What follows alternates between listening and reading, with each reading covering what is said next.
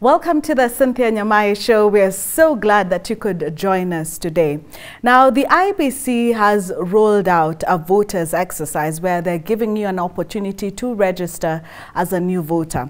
Mind you, this is the second time that they are rolling out. They've not been able to get those numbers. They're looking at 4.5 million Kenyans. So far, it's only 800,000 Kenyans who have registered as new voters. And this suggests there is voter apathy. Now, I want to talk to a few young people and find out nini naendelea kwa ground. Two of them are coming up shortly after the break. Bennyhinn Walubengo is a 19-year-old young leader and speaker with the vision of becoming the president of Kenya in the future. He is the founder of the Bennyhinn Foundation, which targets to impact 10 million young people within 10 years through his writing, conference talks, charity, and high school mentorship in partnership with NGOs and other organizations. Francisca Majala is a 19-year-old student at University of Nairobi pursuing education ICT in mathematics and computer studies. She is a youth leader and public speaker. Francisca is aspiring to one day be governor of Taita Taveta County and later be the president of the Republic of Kenya. Thank you, Francisca Majala and Bennyhinn, for joining us today. I'm going to put you on the spot a little bit. Bennyhinn, have you voted? Are you a registered voter? Well, I'm still taking time because I haven't seen any eligible candidate. Yes. Especially on the presidential candidate. Yes. For me to take a vote for. Yeah. Yes. And you, Majala, have you registered? Yes. You have? Yes. Did you register this time or last year? The first time the exercise was rolled out, yes, I registered. Yes. And why did you decide you want to register? Because I believe my one vote will count in making a difference, the difference that we want to see in our country. Yes. Yes. Benny says he hasn't seen anyone that he wants to vote for. Have you seen someone who you're like? No, I'm still weighing. I'm watching them with their manifestos, how they are addressing us, the public, the youths. Yeah. And you mentioned the youth. Are you listening out for people who have messages for the youth? Yeah. What are you hoping to hear? I'm hoping to hear someone who is visionary about helping the youth to move forward in terms of employment, in terms of all the issues that are surrounding us as young people, since we are the highest percentage in the country, to see something that will empower every young person in this country to change. Yes. Benny, when you say you haven't seen anyone who you would vote for, why is that so? Is it that the ideology is wrong, or you feel like they're not really talking to the youth? Well, let me just begin this question from a historical perspective. Yes. I'm a student of history. So in Kenya, in 1964, we got independence, and the politics of the time was all about ideologies, and that is where now the Harambee philosophy came into place, and everyone saw politicians as heroes, and Jomo Kenyatta now became president, and Tom Mboya was there, and the politics of that time was all about ideologies bringing people together. Then now, as time went by, the politics changed into materialism. Just hold on, Benny. How old are you? I'm 20. Okay. Because I'm asking myself, at your age, did I know anything about Tom Mboya, the ideologies that we had then? Okay, but go on. So at that time, we had actually, because you mentioned Tom Mboya became an assistant minister at the age of 22. Moi Kibaki also became an assistant minister at the age of 24. So at that time, the politics was all about bringing your facts on the table, and we can even see at that time Tom Mboya wrote something called the economic blueprint that is used until today. Until today, that's He also true. wrote something called the labor charter that is still being used until today. And at that time, the politicians were, at that time, they were very sharp. We also saw the campus politics, kina Orengo. We had guys like Ochieng Oneko. These guys were pushing on for something. So now, where did the rain start beating us? The moment money was introduced in our politics, our politicians' minds stopped working, and now our politics and the game changed, and now the promises started coming in. Now when the promises started coming in, the expectations of people were raised. I want you to go on Twitter or any social media platform, read what is being posted.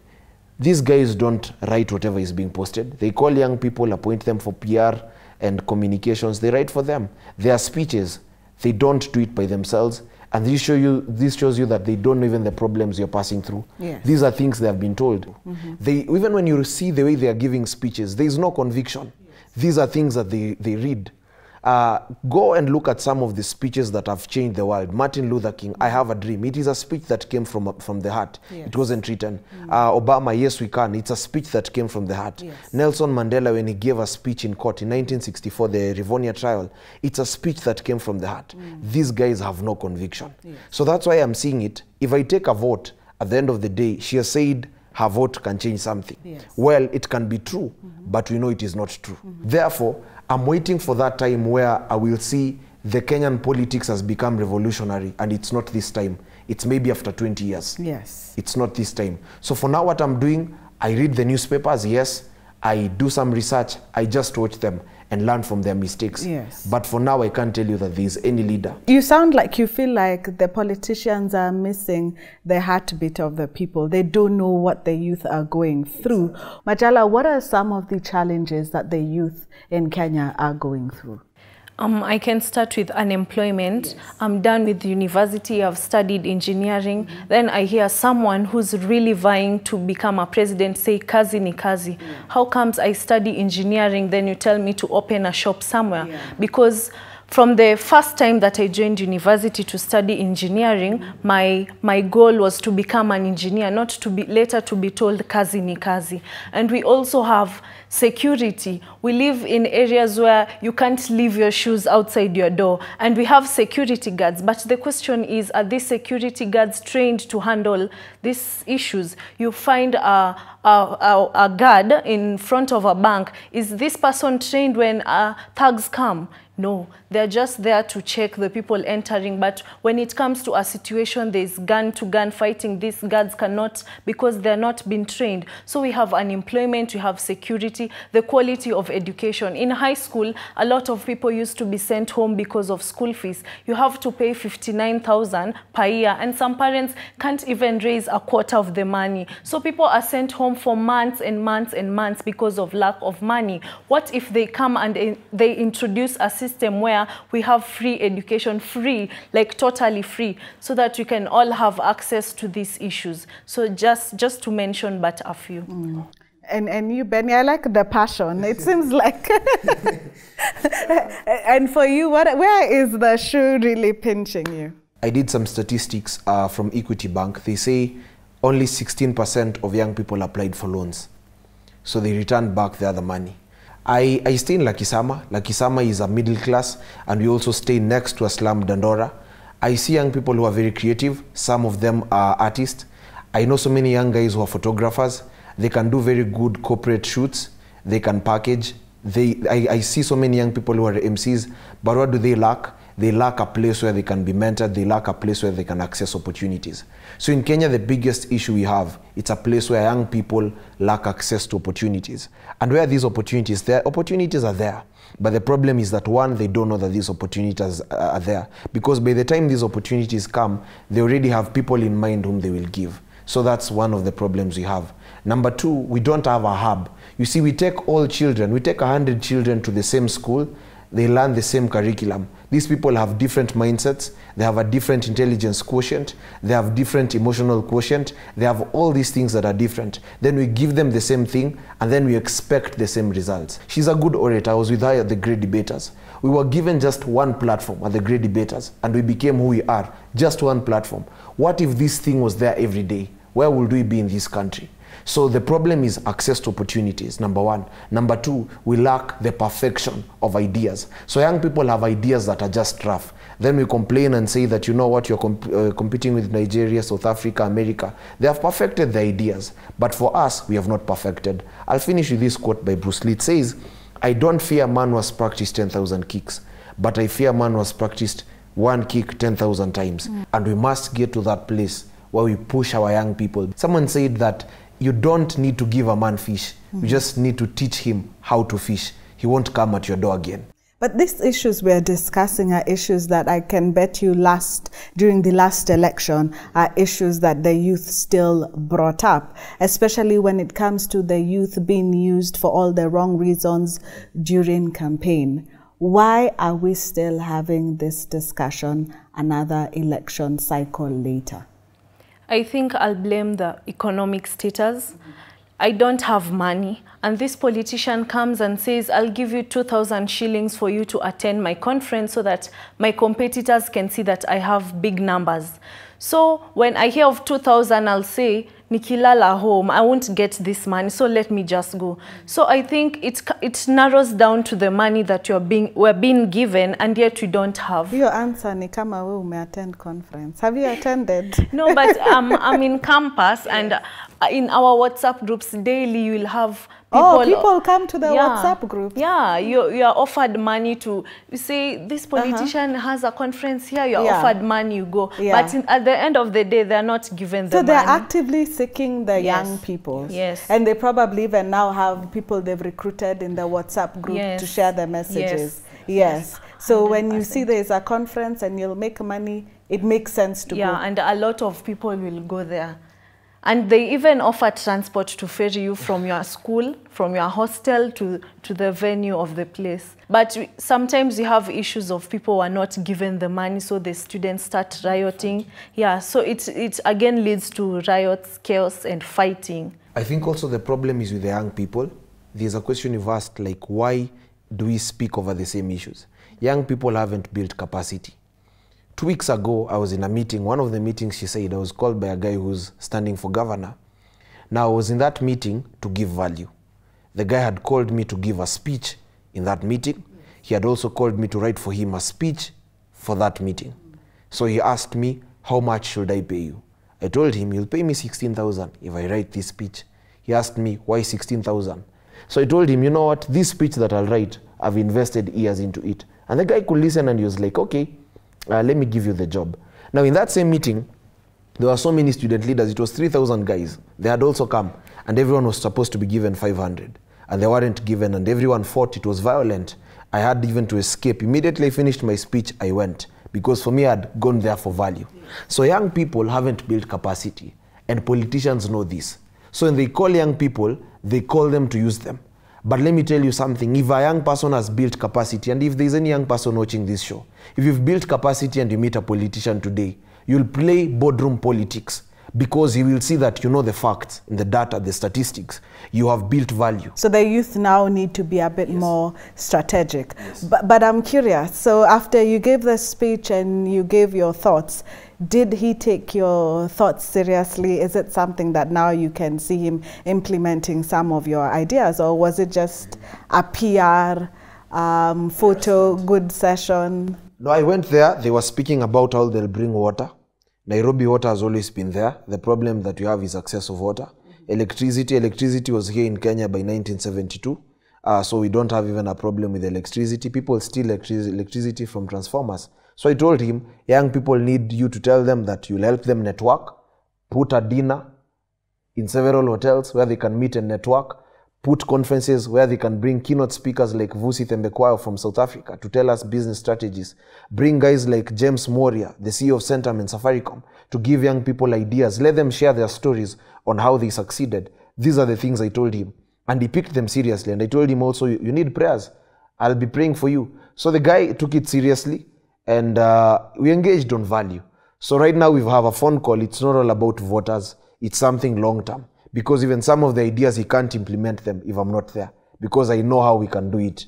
So we have a team. So yeah, it wasn't just a PR stunt. I saw he picked them seriously. And he was also a bit surprised that young people can also reason in that way. Yes, yes. I want us to talk a little bit about how the youth can actually participate before even now getting to the ballot boxes. Because there's a quote that says, power is not given, it's taken. And we're going to have that discussion right after the break.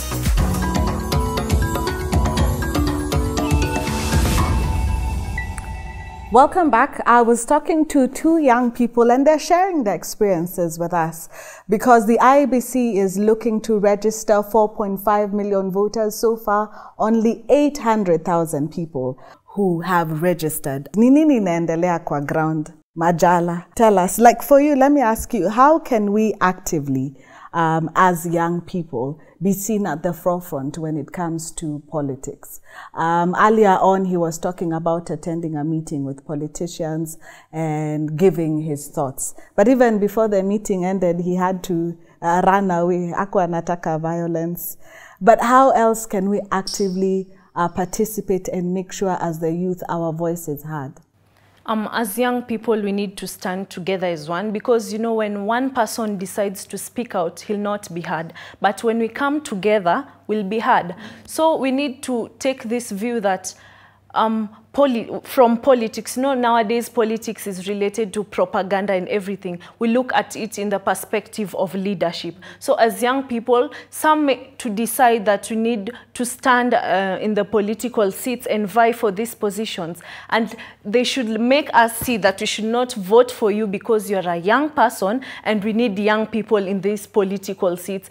Let us see that we should vote for you because you are a leader and you have the interests of people at heart. You can represent us very well, you can bring ideas into practice, and we see a change. So as young people, we need to show the way through actions, not only words, because right now I can decide to open a foundation and help people. I don't need to wait until the time I'll be voted in as governor of Taita Taveta, where I come from, to show people that I can do work. We can start from now by the small things that we do. Visit a children's home, call other young people and tell them, you guys, we need to do this and that in order to make our voices heard. Yeah, I like what you said, that even young people can begin to take up some of these offices.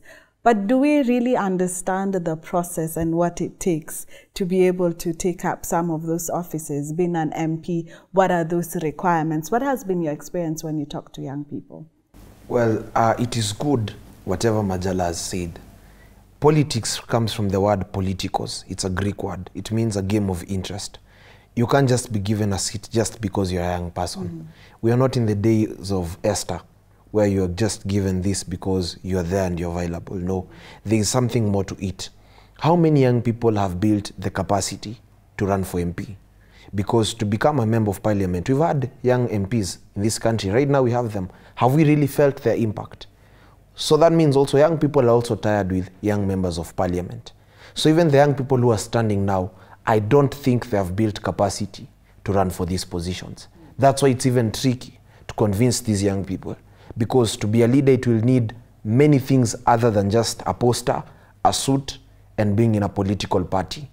Looking at the numbers, 75% are you people, the youth. We're seeing, and as I mentioned, politicians trying to dress like you, talk like you. Surely it must tell you how powerful you must be. They're even in your inboxes, your WhatsApp groups. If you're that powerful, isn't there any action that you can even take now and make sure that you are included in their agendas? Well, this is my thinking. Very few young people know that there are 75% of the population that can vote.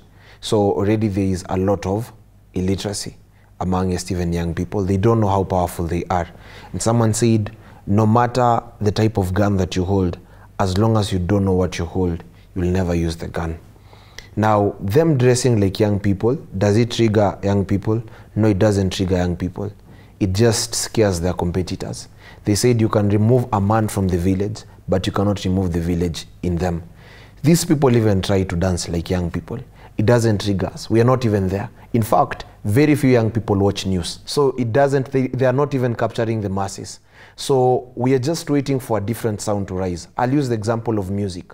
When Gengeton came, it took a wave of young people for some time. We can also see the Kenyan movies. They have taken the wave of young people, specifically our generation. We've also seen, even in ministry, someone like Pastor Tim Wangi, young people associate and listen to him. But there are older fathers who are preaching. They dress sometimes jeans and such college jackets, but you're not attracted to them because you're not following what they are saying. We are following, do you relate with us? So very few politicians relate with young people. So for now, I can tell you maybe they'll try the PR and everything. It might not work as much, but young people are waiting for a different sound. Yeah, let me throw a challenge to what you're saying. You know, when you're a farmer, yes, you don't farm because the soil is perfect. You try and make the soil perfect. If it's the pH, you work on it and so on. For how long are we going to wait then to hear that voice and for things to look like it's almost perfect? Because I don't think we'll ever have that situation. 15 years ago, you wouldn't find 20-year-old and 19-year-old on a TV interview talking about politics. So something has begun. 20 years ago, young people wouldn't gather to talk about ideas. Of late, there have been so many conferences. When a revolution begins, it begins in 3 stages. The first stage is the awakening, where there are signs and symptoms. Guys begin a conversation. Guys begin, you know what, we can change this country. Then it stops at that. Then the second stage after the awakening, it's the change, the moves of change. Then you can see the young people now rising, they're taking up seats. Some of them will fail, a few will maneuver. So there are few will maneuver. Among the few, there's one who will rise, who will be genuine. Then there's now the last stage when our revolution takes place. So right now Kenya is in the second stage. We have guys like Babu Owino, Jaguar, they're in parliament. We might not be hearing them as much, but it has already started triggering something. We've seen a few guys also in the who are MCAs, and they are vocal. We've seen young people being given the jobs for CAS. So something has begun. So in the next 25 years, 20, something will change. Are you triggered enough to still go and get your voter's card? Yes, but I can say I will, but my hope is not there. My hope is not in the government. I will vote because it's part of the constitutional right, but I won't vote expecting any change from a leader. I'll vote knowing that the change is we who we have, God, and the capacity that we build as young people. Yes. And for you, Majala, you're still going to vote? Yes, I will. Yes. Whoever, are you doing it in Nairobi or? Nairobi. Nairobi. Yes. Okay. We are just, let me take a lighter note. It's the month of love. What are your plans for this month of February? I don't have plans. No red dresses? No. And you? For me, I'm writing a book on love. I need to hear about this. We need to do another interview. How old are you again? 20. What do you know about love at 20? You've never gone to heaven, but you know about heaven. Yes, I read about it. Exactly. So you've been reading about love? No. Umepigwa character development. Not really. You observe, you learn. There's a lot to learn about love. Yes. Yeah, so it's called the 4 friends you need. Yourself, a friend who can believe in you more than you believe in yourself, a friend who can lift you off the pit, and God.